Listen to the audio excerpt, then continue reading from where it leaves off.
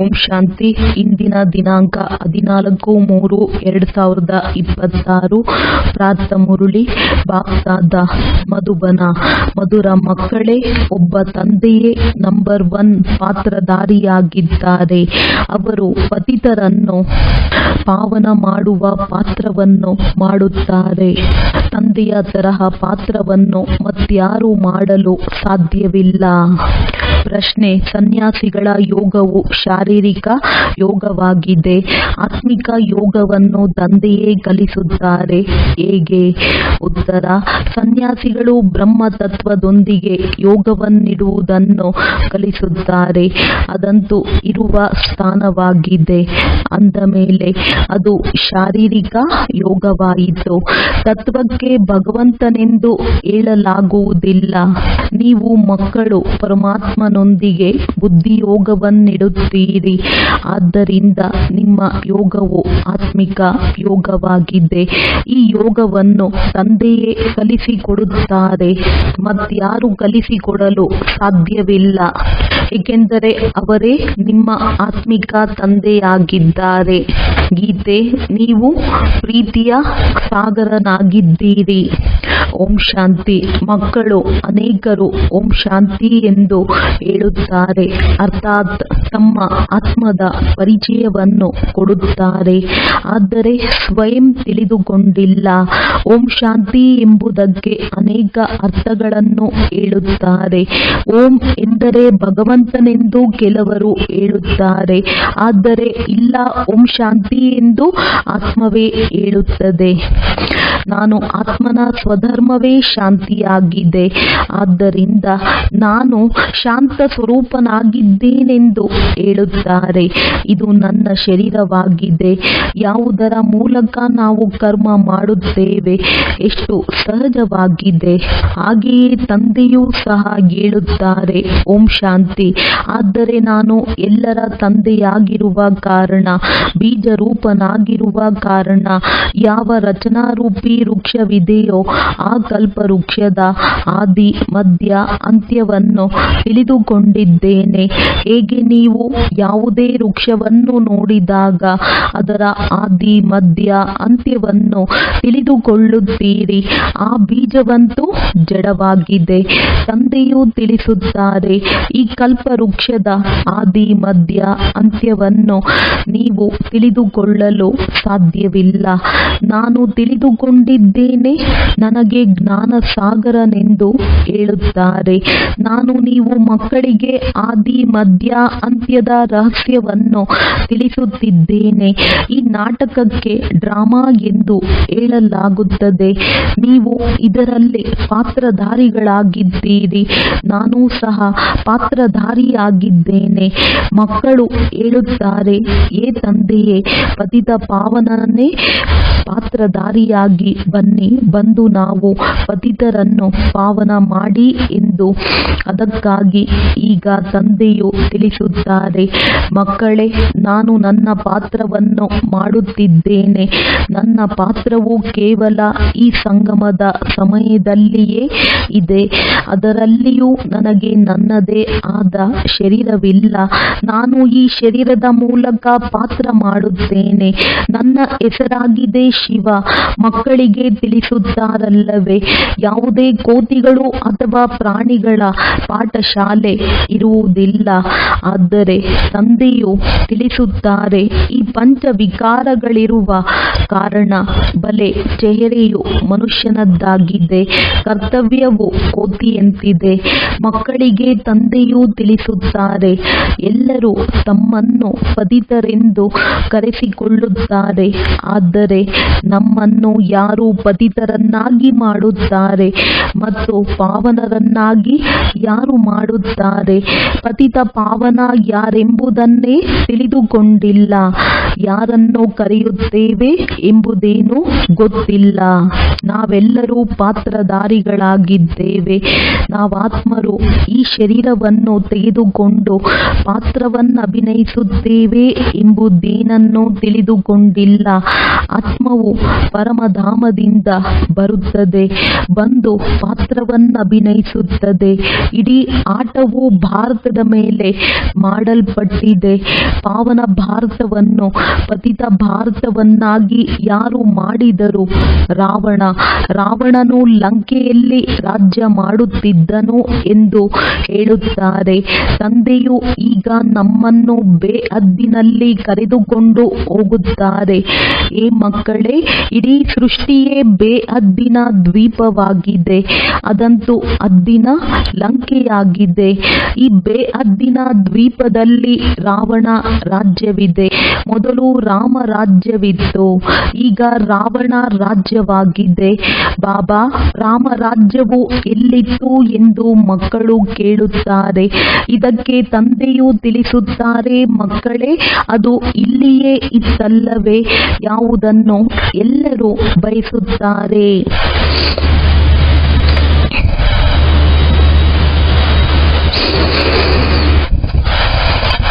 ನೀವು ಭಾರತವಾಸಿಗಳು ಆದಿ ಸನಾತನ ದೇವಿ ದೇವತಾ ಧರ್ಮದವರಾಗಿದ್ದೀರಿ, ಹಿಂದೂ ಧರ್ಮದವರಲ್ಲ. ಮಧುರಾತಿ ಮಧುರ ಅಗಲಿ ಹೋಗಿ ಮರಳಿ ಸಿಕ್ಕಿದ ಮುದ್ದಾದ ಮಕ್ಕಳೇ, ನೀವೇ ಮೊಟ್ಟ ಮೊದಲು ಭಾರತದಲ್ಲಿದ್ದೀರಿ.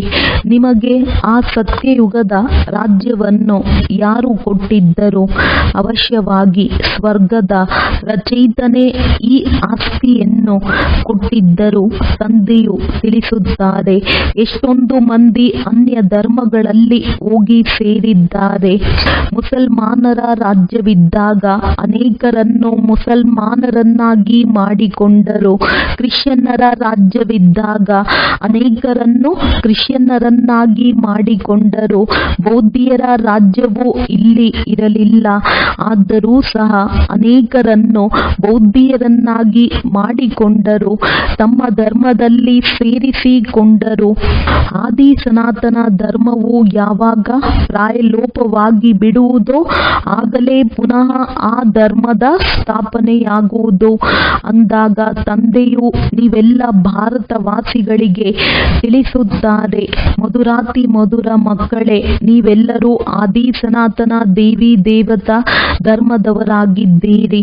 ನೀವು 84 ಜನ್ಮಗಳನ್ನು ತೆಗೆದುಕೊಂಡಿರಿ. ಬ್ರಾಹ್ಮಣ ದೇವತಾ ಕ್ಷತ್ರಿಯ ವರ್ಣದಲ್ಲಿ ಬಂದಿರಿ. ಈಗ ಪುನಃ ದೇವತಾ ವರ್ಣದಲ್ಲಿ ಹೋಗುವುದಕ್ಕಾಗಿ ಬ್ರಾಹ್ಮಣ ವರ್ಣದಲ್ಲಿ ಬಂದಿದ್ದೀರಿ. ಬ್ರಾಹ್ಮಣ ದೇವತಾಯ ನಮಃ ಎಂದು ಆಡುತ್ತಾರೆ. ಮೊದಲು ಬ್ರಾಹ್ಮಣರ ಹೆಸರನ್ನು ತೆಗೆದುಕೊಳ್ಳುತ್ತಾರೆ. ಬ್ರಾಹ್ಮಣರೇ ಭಾರತವನ್ನು ಸ್ವರ್ಗವನ್ನಾಗಿ ಮಾಡಿದ್ದೀರಿ. ಇದು ಭಾರತದ ಪ್ರಾಚೀನ ಯೋಗವಾಗಿದೆ. ಮೊಟ್ಟ ಮೊದಲು ಯಾವ ರಾಜಯೋಗವಿತ್ತೋ ಅದರ ವರ್ಣನೆಯು ಗೀತೆಯಲ್ಲಿದೆ. ಗೀತೆಯ ಯೋಗವನ್ನು ಯಾರು ಕಲಿಸಿದ್ದರು? ಇದನ್ನು ಭಾರತವಾಸಿಗಳು ಮರೆತು ಹೋಗಿದ್ದಾರೆ. ತಂದೆಯು ತಿಳಿಸುತ್ತಾರೆ, ಮಕ್ಕಳೇ, ಆ ಯೋಗವನ್ನು ನಾನೇ ಕಲಿಸಿದ್ದೆನು. ಇದು ಆತ್ಮಿಕ ಯೋಗವಾಗಿದೆ. ಉಳಿದೆಲ್ಲವೂ ದೈಹಿಕ ಯೋಗಗಳಾಗಿವೆ. ಸನ್ಯಾಸಿಗಳು ಬ್ರಹ್ಮತತ್ವದೊಂದಿಗೆ ಯೋಗವನ್ನಿಡಿ ಎಂದು ದೈಹಿಕ ಯೋಗಗಳನ್ನು ಕಲಿಸುತ್ತಾರೆ. ಆದರೆ ಅದು ತಪ್ಪಾಗಿದೆ. ಬ್ರಹ್ಮತತ್ವವು ಇರುವ ಸ್ಥಾನವಾಗಿದೆ ಅಂದ ಮೇಲೆ ಅದು ಪರಮಾತ್ಮನಾಗಲಿಲ್ಲ. ತಂದೆಯನ್ನೇ ಮರೆತು ಹೋಗಿದ್ದಾರೆ. ನೀವು ಸಹ ಮರೆತು ಹೋಗಿದ್ದೀರಿ. ನೀವು ತಮ್ಮ ಧರ್ಮವನ್ನು ಮರೆತು ಬಿಟ್ಟಿದ್ದೀರಿ.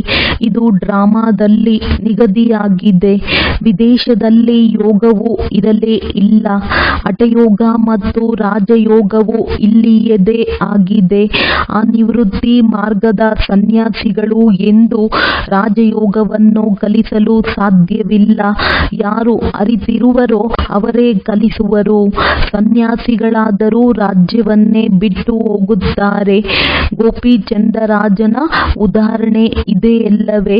ರಾಜ್ಯವನ್ನು ಬಿಟ್ಟು ಕಾಡಿಗೆ ಹೊರಟು ಹೋದರು. ಅವರ ಕಥೆ ಇದೆ.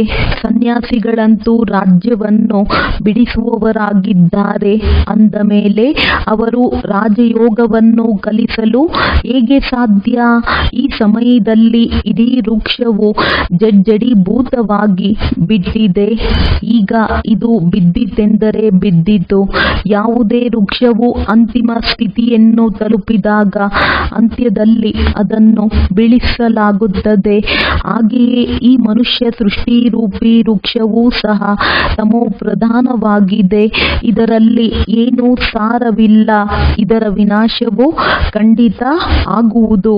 ಅದಕ್ಕೆ ಮೊದಲೇ ಆದಿ ಸನಾತನ ದೇವಿ ದೇವತಾ ಧರ್ಮದ ಸ್ಥಾಪನೆಯನ್ನು ಇಲ್ಲಿ ಮಾಡಬೇಕಾಗುವುದು. ಸತ್ಯಯುಗದಲ್ಲಿ ಯಾರೂ ದುರ್ಗತಿಯಲ್ಲಿರುವುದಿಲ್ಲ. ಇವರು ವಿದೇಶದಲ್ಲಿ ಹೋಗಿ ಯೋಗವನ್ನು ಕಲಿಸುತ್ತಾರೆ. ಆದರೆ ಅವರದ್ದು ಅನೇಕ ಪ್ರಕಾರದ ಹಠಯೋಗಗಳಾಗಿವೆ. ಇದು ರಾಜಯೋಗವಾಗಿದೆ. ಇದಕ್ಕೆ ಆತ್ಮಿಕ ಯೋಗವೆಂದು ಹೇಳಲಾಗುತ್ತದೆ. ಅವೆಲ್ಲವೂ ದೈಹಿಕ ಯೋಗಗಳಾಗಿವೆ. ಮನುಷ್ಯರೇ ಮನುಷ್ಯರಿಗೆ ಕಲಿಸುತ್ತಾರೆ. ತಂದೆಯು ಮಕ್ಕಳಿಗೆ ತಿಳಿಸುತ್ತಾರೆ, ನಾನು ನಿಮಗೆ ಒಂದೇ ಬಾರಿ ಈ ರಾಜಯೋಗವನ್ನು ಕಲಿಸುತ್ತೇನೆ. ಖಂಡಿತವಾಗಿ ಮತ್ಯಾರೂ ಕಲಿಸಲು ಸಾಧ್ಯವಿಲ್ಲ. ಆತ್ಮಿಕ ತಂದೆಯು ಆತ್ಮಿಕ ಮಕ್ಕಳಿಗೆ ಕಲಿಸುತ್ತಾರೆ.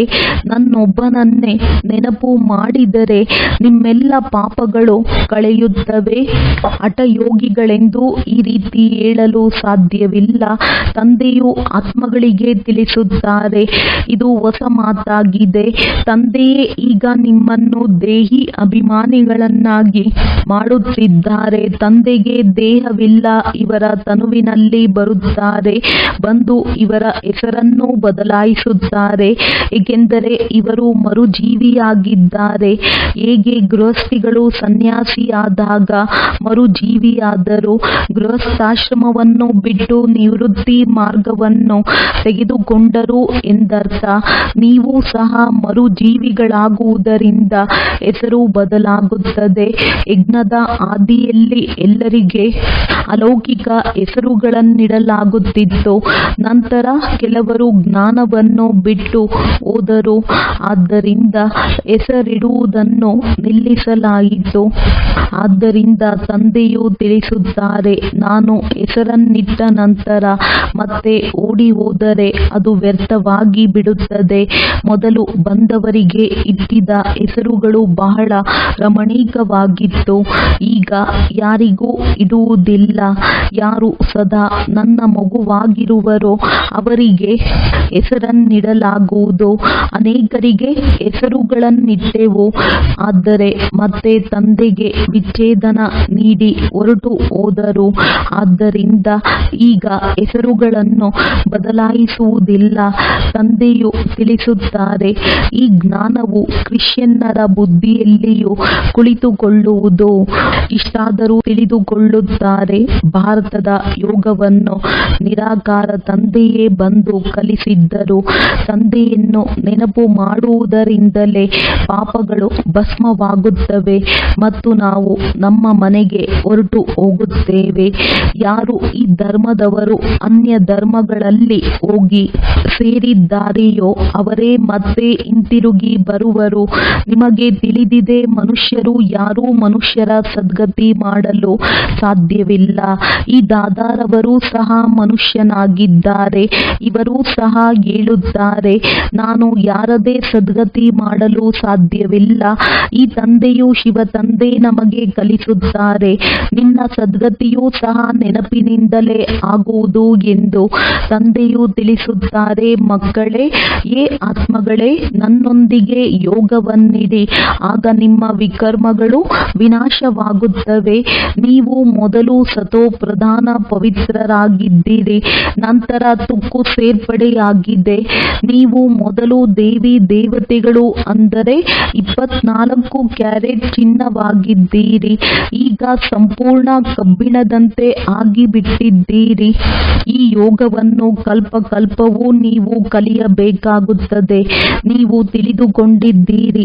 ನಿಮ್ಮಲ್ಲಿಯೂ ಕೆಲವರು ಪೂರ್ಣ ತಿಳಿದುಕೊಂಡಿಲ್ಲ, ಕೆಲವರು ಅಲ್ಪ ಸ್ವಲ್ಪ ತಿಳಿದುಕೊಂಡಿದ್ದಾರೆ. ಇನ್ನು ಕೆಲವರಂತೂ ಕೇವಲ ಇಲ್ಲಿ ಏನು ಕಲಿಸುತ್ತಾರೆಂದು ನೋಡಲು ಬರುತ್ತಾರೆ. ಬ್ರಹ್ಮ ಕುಮಾರ ಕುಮಾರಿಯರಂತೂ ಅನೇಕರಿದ್ದಾರೆ. ಅಂದ ಮೇಲೆ ಅವಶ್ಯವಾಗಿ ಪ್ರಜಾಪಿತ ಬ್ರಹ್ಮನು ಇರಬೇಕಲ್ಲವೇ? ಅವರಿಗೆ ಇಷ್ಟೊಂದು ಮಂದಿ ಬಂಧು ಮಕ್ಕಳಾಗಿದ್ದೀರಿ. ಅಂದ ಮೇಲೆ ಅವಶ್ಯವಾಗಿ ಏನೋ ಇರಬೇಕು ಎಂದು ಹೋಗಿ ಅಲ್ಲಿ ಕೇಳಬೇಕು. ನಿಮಗೆ ಪ್ರಜಾಪಿತ ಬ್ರಹ್ಮನಿಂದ ಏನು ಸಿಗುತ್ತದೆ ಎಂದು ಕೇಳಬೇಕಲ್ಲವೇ? ಆದರೆ ಮನುಷ್ಯರಿಗೆ ಇಷ್ಟಾದರೂ ಬುದ್ಧಿ ಇಲ್ಲ. ವಿಶೇಷವಾಗಿ ಭಾರತಕ್ಕಾಗಿಯೇ ಹೇಳುತ್ತಾರೆ, ಕಲ್ಲು ಬುದ್ಧಿಯವರಿಂದ ಪಾರಸ ಬುದ್ಧಿಯವರು, ಪಾರಸ ಬುದ್ಧಿಯವರಿಂದ ಕಲ್ಲು ಬುದ್ಧಿಯವರೆಂದು ಗಾಯನವಿದೆ. ಸತ್ಯ ತ್ರೇತಾಯುಗದಲ್ಲಿ ಪಾರಸ ಬುದ್ಧಿಯವರಾಗಿದ್ದೀರಿ, ನಂತರ ಬೆಳ್ಳಿಯ ಸಮಾನರಾದಿರಿ. ಆಗ 2 ಕಲೆಯು ಕಡಿಮೆಯಾಯಿತು. ಆದ್ದರಿಂದ ಚಂದ್ರವಂಶೀಯರೆಂದು ಹೆಸರು ಬಂದಿತು, ಏಕೆಂದರೆ ಅನುತ್ತೀರ್ಣರಾದರು. ಇದು ಸಹ ಪಾಠಶಾಲೆಯಾಗಿದೆ. 33 ಅಂಕಗಳಿಗಿಂತ ಯಾರು ಕೆಳಗಿರುವರೋ ಅವರು ಅನುತ್ತೀರ್ಣರಾಗುತ್ತಾರೆ. ರಾಮ, ಸೀತೆ ಮತ್ತು ಅವರ ರಾಜ್ಯದಲ್ಲಿರುವವರು ಸಂಪೂರ್ಣರಲ್ಲ. ಆದ್ದರಿಂದ ಸೂರ್ಯ ವಂಶೀಯರಾಗಲು ಸಾಧ್ಯವಿಲ್ಲ. ಇಷ್ಟು ದೊಡ್ಡ ಪರೀಕ್ಷೆ ಇದೆ ಅಂದ ಮೇಲೆ ಯಾರಾದರೂ ಅನುತ್ತೀರ್ಣರಾಗಿಯೇ ಆಗುತ್ತಾರಲ್ಲವೇ? ಮೊದಲು ICSನ ಪರೀಕ್ಷೆಯು ಬಹಳ ಕ್ಲಿಷ್ಟವಾಗಿರುತ್ತಿತ್ತು. ಎಲ್ಲರೂ ಓದಲು ಸಾಧ್ಯವಾಗುತ್ತಿರಲಿಲ್ಲ. ಕೆಲವರೇ ತೇರ್ಗಡೆಯಾಗುತ್ತಿದ್ದರು. ನಾವು ಸೂರ್ಯವಂಶಿ ಮಹಾರಾಜ ಮಹಾರಾಣಿಯಾಗಬೇಕೆಂದು ಯಾರಾದರೂ ಬಯಸುವುದಾದರೆ ಅದರಲ್ಲಿಯೂ ಬಹಳ ಪರಿಶ್ರಮ ಬೇಕು. ಮೊಮ್ಮ ಬಾಬಾರವರೂ ಸಹ ಶ್ರೀಮತದಂತೆ ಓದುತ್ತಿದ್ದಾರೆ. ಅವರು ಮೊದಲ ನಂಬರಿನಲ್ಲಿ ಓದುತ್ತಾರೆ. ಮತ್ತೆ ಯಾರು ಆ ಮಾತಾಪಿತರನ್ನು ಫಾಲೋ ಮಾಡುವರೋ ಅವರೇ ಮಾತಾಪಿತರ ಸಿಂಹಾಸನದಲ್ಲಿ ಕುಳಿತುಕೊಳ್ಳುತ್ತಾರೆ. ಸೂರ್ಯ ವಂಶೀಯರದ್ದು 8 ಪೀಳಿಗೆಗಳು ನಡೆಯುತ್ತವೆ. ಹೇಗೆ ಎಡ್ವರ್ಡ್ ದಿ ಫಸ್ಟ್ ಸೆಕೆಂಡ್ ರಾಜಧಾನಿಯು ನಡೆಯುತ್ತದೆ ಎಲ್ಲವೇ? ಈ ಕ್ರಿಶ್ಚಿಯನರೊಂದಿಗೆ ನಿಮ್ಮದು ಹೆಚ್ಚು ಸಂಬಂಧವಿದೆ. ಕ್ರಿಶ್ಚಿಯನ್ ಮನೆತನದವರೇ ಭಾರತದ ರಾಜ್ಯವನ್ನು ಕಸಿದುಕೊಂಡರು, ಭಾರತದ ಅಪಾರ ಧನವನ್ನು ತೆಗೆದುಕೊಂಡು ಹೋದರು. ಅಂದ ಮೇಲೆ ವಿಚಾರ ಮಾಡಿ, ಸತ್ಯಯುಗದಲ್ಲಿ ಇನ್ನೆಷ್ಟು ಹಣವಿರಬಹುದು? ಅದರ ಹೋಲಿಕೆಯಲ್ಲಿ ಇಲ್ಲಿ ಏನೂ ಇಲ್ಲ. ಸತ್ಯಯುಗದಲ್ಲಿ ಎಲ್ಲ ಗಣಿಗಳು ಸಂಪನ್ನವಾಗಿ ಬಿಡುತ್ತವೆ. ಈಗಂತೂ ಪ್ರತಿಯೊಂದು ವಸ್ತುವಿನ ಗಣಿಗಳು ಖಾಲಿಯಾಗತೊಡಗುತ್ತಿವೆ. ಮತ್ತೆ ಚಕ್ರವು ಪುನರಾವರ್ತನೆಯಾದಾಗ ಎಲ್ಲ ಗಣಿಗಳು ಸಂಪನ್ನವಾಗಿ ಬಿಡುತ್ತವೆ. ಮಧುರಾತಿ ಮಧುರ ಮಕ್ಕಳೇ, ನೀವೀಗ ರಾವಣನ ಮೇಲೆ ಜಯ ಗಳಿಸಿ ರಾಜ್ಯವನ್ನು ಪಡೆಯುತ್ತಿದ್ದೀರಿ. ಮತ್ತೆ ಅರ್ಧ ಕಲ್ಪದ ನಂತರ ಈ ರಾವಣನು ಬರುವನು ಹಾಗೂ ಪುನಃ ನೀವು ರಾಜ್ಯವನ್ನು ಕಳೆದುಕೊಂಡು ಕುಳಿತುಕೊಳ್ಳುತ್ತೀರಿ. ಈಗ ನೀವು ಭಾರತವಾಸಿಗಳು ಕವಡೆಯಂತೆ ಆಗಿಬಿಟ್ಟಿದ್ದೀರಿ. ನಾನು ನಿಮ್ಮನ್ನು ವಜ್ರ ಸಮಾನರನ್ನಾಗಿ ಮಾಡಿದೆನು, ಮತ್ತೆ ರಾವಣನು ಕವಡೆಯಂತೆ ಮಾಡಿಬಿಟ್ಟಿದ್ದಾನೆ. ಈ ರಾವಣನು ಯಾವಾಗ ಬಂದನು, ನಾವೇಕೆ ಅವನನ್ನು ಸುಡುತ್ತೇವೆ ಎಂಬುದನ್ನು ತಿಳಿದುಕೊಂಡಿಲ್ಲ. ಈ ರಾವಣನು ಪರಂಪರೆಯಿಂದಲೂ ಇದ್ದಾನೆಂದು ಹೇಳುತ್ತಾರೆ. ತಂದೆಯು ತಿಳಿಸುತ್ತಾರೆ, ಅರ್ಧ ಕಲ್ಪದ ನಂತರ ಈ ರಾವಣ ರಾಜ್ಯವು ಆರಂಭವಾಗುತ್ತದೆ. ವಿಕಾರಿಗಳಾಗುವ ಕಾರಣ ತಮ್ಮನ್ನು ದೇವಿ ದೇವತೆಗಳೆಂದು ಕರೆಸಿಕೊಳ್ಳಲು ಸಾಧ್ಯವಿಲ್ಲ. ಸಾಧ್ಯವಿಲ್ಲ. ವಾಸ್ತವದಲ್ಲಿ ನೀವು ದೇವಿ ದೇವತಾ ಧರ್ಮದವರಾಗಿದ್ದೀರಿ. ನೀವು ನೋಡುವಷ್ಟು ಸುಖವನ್ನು ಮತ್ಯಾರೂ ನೋಡಲು ಸಾಧ್ಯವಿಲ್ಲ. ಎಲ್ಲರಿಗಿಂತ ತೀರಾ ಬಡವರೂ ಸಹ ನೀವೇ ಆಗಿದ್ದೀರಿ. ಅನ್ಯ ಧರ್ಮದವರು ನಂತರದಲ್ಲಿ ವೃದ್ಧಿ ಹೊಂದುತ್ತಾರೆ. ಕ್ರೈಸ್ಟ್ ಬಂದಾಗ ಮೊದಲು ಬಹಳ ಕಡಿಮೆ ಸಂಖ್ಯೆಯಲ್ಲಿದ್ದರು. ಯಾವಾಗ ಅನೇಕರಾಗಿ ಬಿಡುವರೋ ಆಗ ರಾಜ್ಯಭಾರ ಮಾಡುವರು. ನಿಮಗಂತೂ ಮೊಟ್ಟ ಮೊದಲು ರಾಜ್ಯವು ಸಿಗುತ್ತದೆ. ಇವೆಲ್ಲವೂ ಜ್ಞಾನದ ಮಾತುಗಳಾಗಿವೆ. ತಂದೆಯು ತಿಳಿಸುತ್ತಾರೆ, ಏ ಆತ್ಮಗಳೇ, ತಂದೆಯಾದ ನನ್ನನ್ನು ನೆನಪು ಮಾಡಿ. ಅರ್ಧಕಲ್ಪ ನೀವು ದೇಹಾಭಿಮಾನಿಯಾಗಿದ್ದೀರಿ. ಈಗ ದೇಹಿ ಅಭಿಮಾನಿಯಾಗಿ ಪದೇ ಪದೇ ಇದನ್ನು ಮರೆತು ಬಿಡುತ್ತೀರಿ. ಏಕೆಂದರೆ ಅರ್ಧಕಲ್ಪದಿಂದ ಆತ್ಮದಲ್ಲಿ ತುಕ್ಕು ಏರಿದೆ. ಈ ಸಮಯದಲ್ಲಿ ನೀವು ಬ್ರಾಹ್ಮಣರು ಶಿಖೆಯಾಗಿದ್ದೀರಿ. ನೀವು ಎಲ್ಲರಿಗಿಂತ ಉತ್ತಮರಾಗಿದ್ದೀರಿ. ಸನ್ಯಾಸಿಗಳು ಬ್ರಹ್ಮ ತತ್ವದೊಂದಿಗೆ ಯೋಗವನ್ನಿಡುತ್ತಾರೆ. ಅದರಿಂದ ವಿಕರ್ಮಗಳು ವಿನಾಶವಾಗುವುದಿಲ್ಲ. ಪ್ರತಿಯೊಬ್ಬರೂ ಸತೋ ರಜೋ ತಮೋದಲ್ಲಿ ಖಂಡಿತ ಬರಬೇಕಾಗಿದೆ. ಯಾರೂ ಹಿಂತಿರುಗಿ ಹೋಗಲು ಸಾಧ್ಯವಿಲ್ಲ. ಯಾವಾಗ ಎಲ್ಲರೂ ತಮೋ ಪ್ರಧಾನರಾಗಿ ಬಿಡುವರೋ ಆಗ ತಂದೆಯು ಬಂದು ಎಲ್ಲರನ್ನೂ ಸತೋ ಪ್ರಧಾನರನ್ನಾಗಿ ಮಾಡುತ್ತಾರೆ. ಅರ್ಥಾತ್ ಎಲ್ಲರ ಜ್ಯೋತಿಯು ಜಾಗೃತವಾಗುತ್ತದೆ. ಪ್ರತಿಯೊಂದು ಆತ್ಮನಿಗೆ ತನ್ನದೇ ಆದ ಪಾತ್ರವೂ ಸಿಕ್ಕಿದೆ. ನೀವು ಹೀರೋ ಪಾತ್ರಧಾರಿಗಳಾಗಿದ್ದೀರಿ. ನೀವು ಭಾರತವಾಸಿಗಳು ಎಲ್ಲರಿಗಿಂತ ಶ್ರೇಷ್ಠರಾಗಿದ್ದೀರಿ. ನೀವೇ ರಾಜ್ಯವನ್ನು ಪಡೆಯುತ್ತೀರಿ ಮತ್ತು ಕಳೆದುಕೊಳ್ಳುತ್ತೀರಿ. ಮತ್ಯಾರೂ ರಾಜ್ಯವನ್ನು ಪಡೆಯುವುದಿಲ್ಲ. ಅವರಂತೂ ಬಾಹುಬಲದಿಂದ ರಾಜ್ಯ ತೆಗೆದುಕೊಳ್ಳುತ್ತಾರೆ. ತಂದೆಯು ತಿಳಿಸುತ್ತಾರೆ, ಯಾರು ವಿಶ್ವದ ಮಾಲೀಕರಾಗಿದ್ದರೋ ಅವರೇ ಆಗುವರು. ಆದ್ದರಿಂದ ಸತ್ಯವಾದ ರಾಜಯೋಗವನ್ನು ತಂದೆಯ ವಿನಃ ಮತ್ಯಾರೂ ಕಲಿಸಲು ಸಾಧ್ಯವಿಲ್ಲ. ಏನೆಲ್ಲವನ್ನು ಕಲಿಸುತ್ತಾರೆಯೋ ಅವೆಲ್ಲವೂ ಅಯಥಾರ್ಥ ಯೋಗಗಳಾಗಿವೆ. ಅದರಿಂದ ಯಾರೂ ಹಿಂತಿರುಗಿ ಹೋಗಲು ಸಾಧ್ಯವಿಲ್ಲ. ಈಗ ಅಂತ್ಯವಾಗಿದೆ. ಎಲ್ಲರೂ ದುಃಖದಿಂದ ಮುಕ್ತರಾಗುತ್ತಾರೆ. ಮತ್ತೆ ನಂಬರ್ ವಾರ್ ಬರಬೇಕಾಗಿದೆ. ಮೊದಲು ಸುಖವನ್ನು ನೋಡುವರು, ನಂತರ ದುಃಖವನ್ನು ನೋಡುವರು. ಇವೆಲ್ಲವೂ ತಿಳಿದುಕೊಳ್ಳುವ ಮಾತುಗಳಾಗಿವೆ. ಕೈ ಕೆಲಸ ಮಾಡುತ್ತಿರಲಿ, ಬುದ್ಧಿಯು ನೆನಪು ಮಾಡುತ್ತಿರಲಿ ಎಂದು ಹೇಳಲಾಗುತ್ತದೆ. ಕೈಗಳಿಂದ ಕೆಲಸ ಕಾರ್ಯಗಳನ್ನು ಮಾಡುತ್ತಾ ಇರಿ, ಆದರೆ ಬುದ್ಧಿಯು ಮಾತ್ರ ತಂದೆಯೊಂದಿಗಿರಲಿ. ನೀವಾತ್ಮರು ಒಬ್ಬ ಪ್ರಿಯತಮನ ಪ್ರಿಯತಮೆಯರಾಗಿದ್ದೀರಿ. ಆ ಪ್ರಿಯತಮನು ಈಗ ಬಂದಿದ್ದಾರೆ. ಎಲ್ಲ ಪ್ರಿಯತಮೆಯರನ್ನು ಹೂಗಳನ್ನಾಗಿ ಮಾಡಿ ಕರೆದುಕೊಂಡು ಹೋಗುತ್ತಾರೆ. ಬೇಹದ್ದಿನ ಪ್ರಿಯತಮನಿಗೆ ಎಲ್ಲರೂ ಬೇಹದ್ದಿನ ಪ್ರಿಯತಮೆಯರಾಗಿದ್ದೀರಿ. ನಾನು ಎಲ್ಲರನ್ನೂ ಕರೆದುಕೊಂಡು ಹೋಗುತ್ತೇನೆ ಎಂದು ತಂದೆಯು ತಿಳಿಸುತ್ತಾರೆ.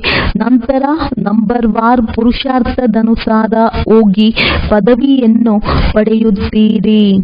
ಬಲೆ ಗೃಹಸ್ಥ ವ್ಯವಹಾರದಲ್ಲಿರಿ. ಮಕ್ಕಳನ್ನು ಸಂಭಾಲನೆ ಮಾಡಿ. ಏ ಆತ್ಮ, ನಿನ್ನ ಮನಸ್ಸು ತಂದೆಯ ಕಡೆ ಇರಲಿ. ಇದೇ ನೆನಪಿನ ಅಭ್ಯಾಸ ಮಾಡುತ್ತಾ ಇರಿ. ಮಕ್ಕಳಿಗೆ ತಿಳಿದಿದೆ, ನಾವೀಗ ತಂದೆಯನ್ನು ನೆನಪು ಮಾಡುವುದರಿಂದ ಸ್ವರ್ಗವಾಸಿಗಳಾಗುತ್ತೇವೆ. ವಿದ್ಯಾರ್ಥಿಗಳಂತೂ ಬಹಳ ಖುಷಿಯಲ್ಲಿರಬೇಕು. ಇದು ಬಹಳ ಸಹಜವಾಗಿದೆ. ಡ್ರಾಮಾ ಅನುಸಾರ ಎಲ್ಲರಿಗೆ ಮಾರ್ಗವನ್ನು ತಿಳಿಸಬೇಕಾಗಿದೆ. ಯಾರೊಂದಿಗೂ ವಾದ ವಿವಾದ ಮಾಡುವ ಅವಶ್ಯಕತೆ ಇಲ್ಲ. ಬುದ್ಧಿಯಲ್ಲಿ ಈ ಸಂಪೂರ್ಣ ಜ್ಞಾನ ಬಂದು ಬಿಟ್ಟಿದೆ. ಮನುಷ್ಯರು ಕಾಯಿಲೆಯಿಂದ ಮುಕ್ತರಾದಾಗ ಅಭಿನಂದನೆಗಳನ್ನು ತಿಳಿಸುತ್ತಾರೆ. ಇಲ್ಲಂತೂ ಇಡೀ ಪ್ರಪಂಚವೇ ರೋಗ ಯೋಗಿಯಾಗಿದೆ. ಸ್ವಲ್ಪ ಸಮಯದಲ್ಲಿಯೇ ಎಲ್ಲರೂ ರೋಗಗಳಿಂದ ಮುಕ್ತರಾಗಿ ಬಿಡುತ್ತೀರಿ. ಆಗ ಜೈ ಜೈಕಾರ ಆಗಿ ಬಿಡುವುದು ಒಳ್ಳೆಯದು. ಮಧುರಾತಿ ಮಧುರ ಅಗಲಿ ಹೋಗಿ ಮರಳಿ ಸಿಕ್ಕಿರುವ ಮಕ್ಕಳ ಪ್ರತಿ ಮಾತ್ಪಿತಾ ಬಾಪ್ ದಾದಾರವರ ನೆನಪು, ಪ್ರೀತಿ ಹಾಗೂ ಸುಪ್ರಭಾತ. ಆತ್ಮಿಕ ಮಕ್ಕಳಿಗೆ ಆತ್ಮಿಕ ತಂದೆಯ ನಮಸ್ತೆ. ಧಾರಣೆಗಾಗಿ ಮುಖ್ಯ ಸಾರ. ಸತ್ಯವಾದ ಪ್ರಿಯತಮೆಯರಾಗಿ ಕೈಗಳಿಂದ ಕೆಲಸ ಮಾಡುತ್ತಾ ಬುದ್ಧಿಯಿಂದ ಪ್ರಿಯತಮನನ್ನು ನೆನಪು ಮಾಡುವ ಅಭ್ಯಾಸ ಮಾಡಬೇಕಾಗಿದೆ. ತಂದೆಯ ನೆನಪಿನಿಂದ ನಾವು ಸ್ವರ್ಗವಾಸಿಗಳಾಗುತ್ತಿದ್ದೇವೆ ಎಂಬ ಖುಷಿಯಲ್ಲಿರಬೇಕಾಗಿದೆ. ಸೂರ್ಯವಂಶಿ ರಾಜಧಾನಿಯಲ್ಲಿ ಸಿಂಹಾಸನಾಧಿಕಾರಿಗಳಾಗಲು ಮಾತಾಪಿತರನ್ನು ಸಂಪೂರ್ಣ ಫಾಲೋ ಮಾಡಬೇಕಾಗಿದೆ. ತಂದೆಯ ಸಮಾನ ಜ್ಞಾನಪೂರ್ಣರಾಗಿ ಎಲ್ಲರಿಗೆ ಮಾರ್ಗವನ್ನು ತಿಳಿಸಬೇಕಾಗಿದೆ. ವರದಾನ: ಕಿರೀಟ ಹಾಗೂ ತಿಲಕವನ್ನು ಧಾರಣೆ ಮಾಡಿಕೊಂಡು ಬಾಪ್ ದಾದಾರವರ ಸಹಯೋಗಿಯಾಗುವ ಹೃದಯ ಸಿಂಹಾಸನಧಾರಿ ಭವ.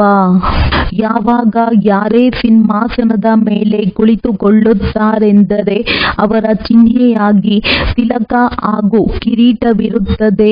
ಹಾಗೆಯೇ ಯಾರು ಹೃದಯ ಸಿಂಹಾಸನಾಧಿಕಾರಿ ಆಗಿದ್ದಾರೆಯೋ ಅವರ ಮಸ್ತಕದಲ್ಲಿ ಸದಾ ಅವಿನಾಶಿ ಆತ್ಮನ ಸ್ಥಿತಿಯ ತಿಲಕವು ದೂರದಿಂದಲೇ ಹೊಳೆಯುತ್ತಿರುವಂತೆ ಕಂಡುಬರುತ್ತದೆ. ಸರ್ವ ಆತ್ಮರ ಕಲ್ಯಾಣದ ಶುಭ ಭಾವನೆಯು ಅವರ ಕಣ್ಣುಗಳಿಂದ ಅಥವಾ ಮುಖದಿಂದ ಕಾಣಿಸುತ್ತದೆ. ಅವರ ಪ್ರತಿ ಸಂಕಲ್ಪ, ವಚನ ಹಾಗೂ ಕರ್ಮವು ತಂದೆಯ ಸಮಾನವಾಗಿ ಇರುತ್ತದೆ. ಸ್ಲೋಗನ್: ಸರಳ ನೆನಪಿಗಾಗಿ ಸರಳತೆಯ ಗುಣವನ್ನು ಧಾರಣೆ ಮಾಡಿಕೊಳ್ಳಿರಿ. ಸಂಸ್ಕಾರಗಳನ್ನು ಸರಳ ಮಾಡಿಕೊಳ್ಳಿರಿ. ಅವ್ಯಕ್ತ ಸೂಚನೆ: ನಿಶ್ಚಯದ ಫೌಂಡೇಶನ್ ತಳಪಾಯವನ್ನು ಬಲಗೊಳಿಸಿ ಸದಾ ನಿರ್ಭಯ ಮತ್ತು ನಿಶ್ಚಿಂತರಾಗಿರಿ. ವಿಜಯಿಯಾಗುವುದಕ್ಕೆ ಫೌಂಡೇಶನ್ ಆಗಿದೆ ನಿಶ್ಚಯ. ಫೌಂಡೇಶನ್ ಒಂದು ವೇಳೆ ಪಕ್ಕಾ ಇದ್ದರೆ ಕಟ್ಟಡವು ಅಲುಗಾಡುವುದಿಲ್ಲ. ನಿಶ್ಚಿಂತರಾಗಿರುವಿರಿ. ಆದರೆ ಕೇವಲ ತಂದೆಯಲ್ಲಿ ನಿಶ್ಚಯವಿಲ್ಲ, ತಮ್ಮಲ್ಲಿ ತಮಗೆ ನಿಶ್ಚಯ ಮತ್ತು ಡ್ರಾಮಾದಲ್ಲಿಯೂ ನಿಶ್ಚಯ. ವಾ ಡ್ರಾಮಾ ವಾವ್. ಒಂದು ವೇಳೆ ಡ್ರಾಮಾದಲ್ಲಿ ನಿಶ್ಚಯವಿದ್ದರೆ ಅಕಲ್ಯಾಣದ ಮಾತೂ ಸಹ ಕಲ್ಯಾಣದಲ್ಲಿ ಬದಲಾಗಿ ಬಿಡುತ್ತದೆ. ಒಳ್ಳೆಯದು. ಓಂ ಶಾಂತಿ. ಓಂ